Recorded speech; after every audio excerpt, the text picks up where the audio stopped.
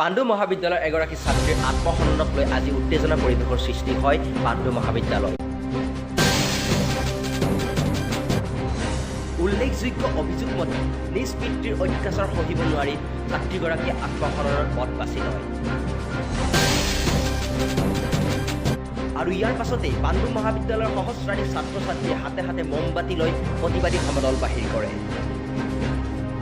লগতে অভিযুক্ত পিতৃক অতি শীঘ্ৰে গ্ৰেপ্তাৰ কৰি ছাত্ৰীগৰাকীক ন্যায় প্ৰদানৰ বাবে দাবী জনায়।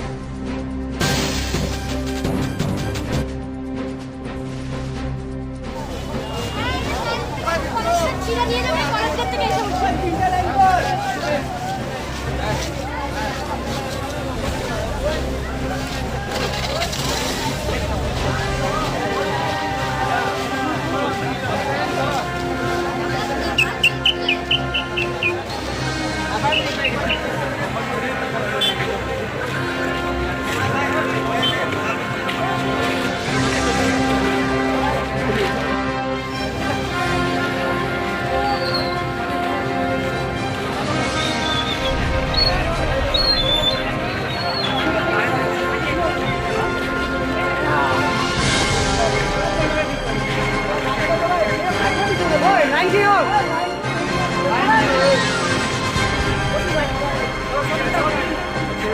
you.